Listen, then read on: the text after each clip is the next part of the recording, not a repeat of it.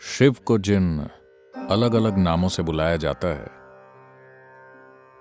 उनमें से सोम एक महत्वपूर्ण नाम है। सोम शब्द का मतलब है मदहोशी।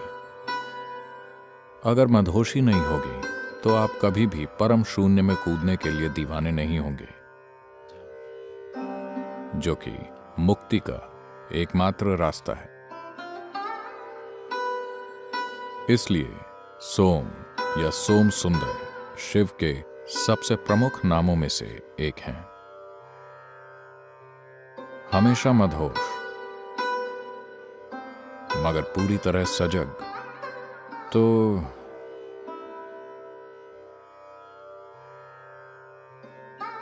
कहानी इस तरह है। शिव कैलाश के पास पूरी मदहोशी की हालत में बैठे थे।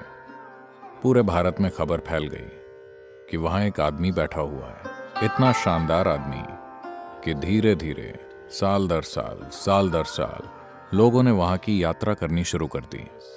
एक लड़की थी जो हिमालय राज्य की राजकुमारी थी। उसका नाम था पार्वती। जब उसने ये सुना, वो बोली, मैं जाकर उन्हें देखना चाहती हूं। उसने जैसे ही उन्हें देखा,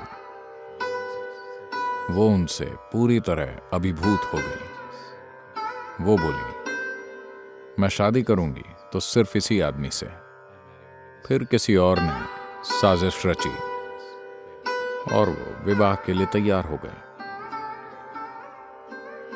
एक भव्य शादी आयोजित की गई। सारे महत्वपूर्ण लोग वहां मौजूद थे। दुल्हन सजी संवरी बैठी थी। हर कोई दूल्हे का इंतजार कर रहा था। और फिर दूल्हा आया। शिव अंदर आए। पूरे शरीर पर राख, बालों में जटाएं, पूरी तरह मदहोश।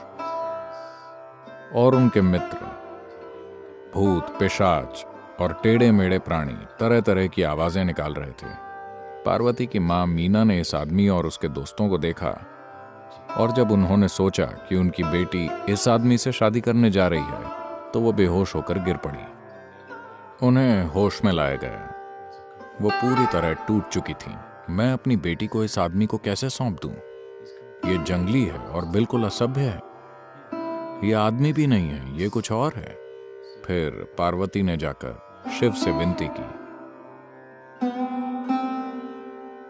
मेरे लिए आपका हर रूप ठीक है। आप किसी वजह से इस भयंकर रूप में आए हैं, मेरे लिए यह भी ठीक है। पर मेरी मां के लिए एक अच्छा रूप धारण कर लीजिए। उन्होंने कहा, ठीक है, और बहुत सुंदर और भव्य रूप धारण कर लिया। उस रूप को सोम सुंदर कहा गया। मदहोश मगर सुंदर। वो पूरी तरह नशे में धुत थे, आंखें चढ़ी हुई थी, मगर वो बहुत खूबसूरत बन गए। फिर मीना होश में आई और वहां खड़े इस शानदार शख्स को देखा और बोली, मैं अपनी बेटी का हाथ इस व्यक्ति को सौंपना चाहूंगी, उसे नहीं। So, inebriation, intoxication is an essential quality of meditativeness.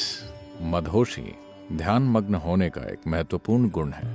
अगर ये नहीं होगा, अगर आप मदहोश नहीं होंगे, तो आप सहज होकर कैसे बैठेंगे?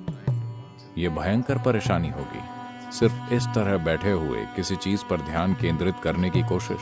इसलिए ये शिव का मूल गुण है। तो उनके सिर पर चंद्रमा है, जो इस बात का प्रतीक है कि वो हमेशा खुद ही मदहोश होते हैं, किसी पदार्थ से नहीं।